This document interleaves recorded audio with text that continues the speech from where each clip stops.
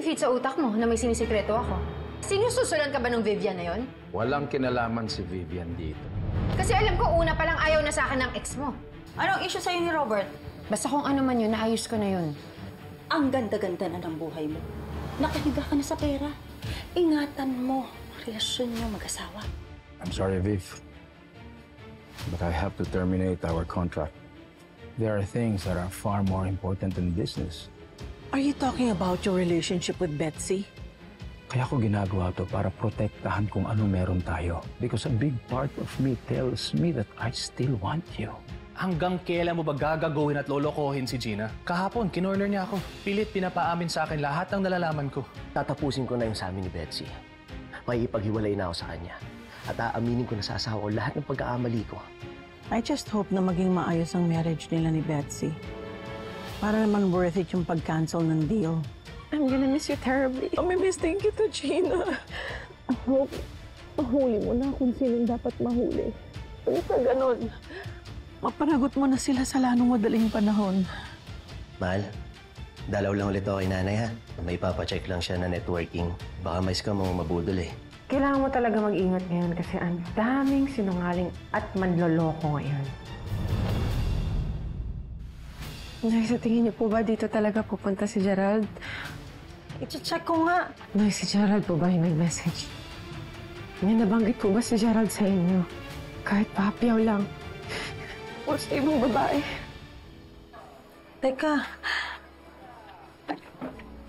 Sa tingin mo nangangaliwa ang asawa mo?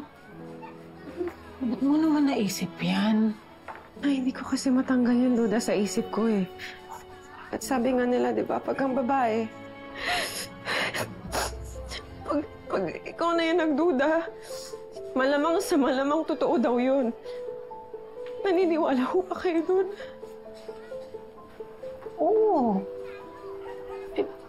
Pero Gina, hindi naman magagawa sa'yo ni Gerald yun.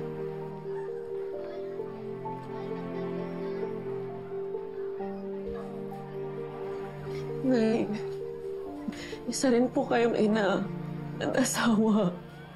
Kaya I know, naiintindihan niyo po yung nararamdaman ko. Ayokong malamatan ang pagsasama namin ni Gerald. At lalo nang ayokong matulad po kami sa inyo ni Tatay Marcel. Kaya please, Nay, please. Please, tulungan mo ko. Sa totoo lang, Gina, wala akong alam. Oo, nitong mga nakaraang araw, parang may bumabagabag kay Gerald, pero hindi naman ibig sabihin na nambababae na siya. Baka may iba siyang pinagdadaanan.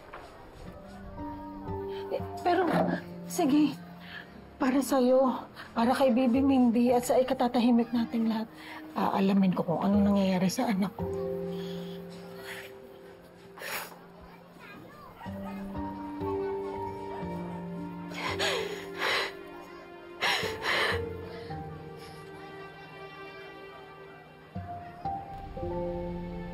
Sige na, baka pwedeng mag-check-in tayo kahit saglit lang. Tagal na rin tayo hindi nagkakasama. Hindi na talaga tayo dapat magsama kahit kailan. Ano ibig mong sabihin? Hindi na ako magpapaligoy-ligoy pa, Betsy. Kailangan na natin tapusin to. Ano? Gerald, alam ko mainit tayo sa mata ni Maki, pero pwede naman natin siya pakiusapan. Walang kinalaman si Maki dito. Sarili kong desisyon ng pakikipaghiwalay sa'yo.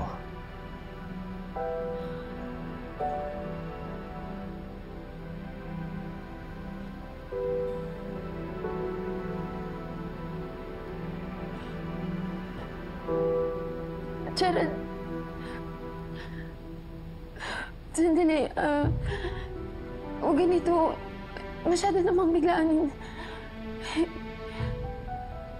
Hindi pa ako ready.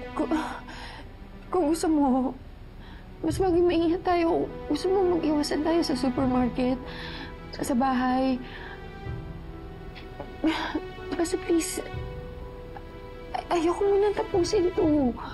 Kailangan kita, Gerald. Sorry, Betsy. Pero ayoko nang magkasala pa kay Gina. Ayoko nang madagdagan yun. Alam ko, nagigilty ka. Ako rin naman nagigilty ako. Parehas lang tayo, pero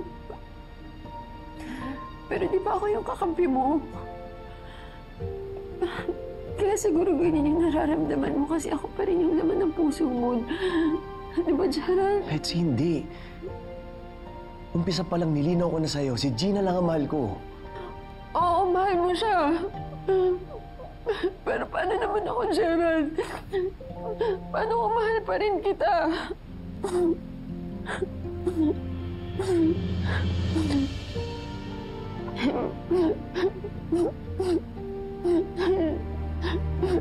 Gerald.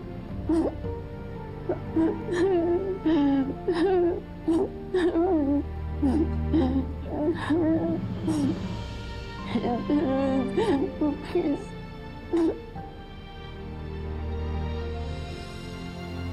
Gina, okay ka lang? Paano ako maging okay, Maki? Paano ako maging okay kung lahat ng dapat pinagkakatiwalaan ko, na maaasahan ko, parang pinagkakaisahan ako? Ha? Ikaw? Saka si Nanay Nora? Maki, hindi ako manhid, ha? At lalong-lalo na hindi ako tanga. Ramdam ko na pinagtatakpan niyo si Gerald. Gina, I'm sorry. Sorry for what? For staying quiet? Okay, gets ko. Okay, gusto mo protektahan yung kaibigan mo. Pero paano kami ni Mindy? Paano kami ng anak ko? Ha? Kung talagang may konsensya kayo, hindi niyo hayaan na pinagmumukha kaming tanga at tinuloko kami ni Gerald! I don't deserve this! Hindi ako masamang tao! Marami akong pagkukulang, oo! But I did my best to be the best wife and mother! You have to tell me. Tell me the truth. Tell me na kung may babae si Gerald at kung sino!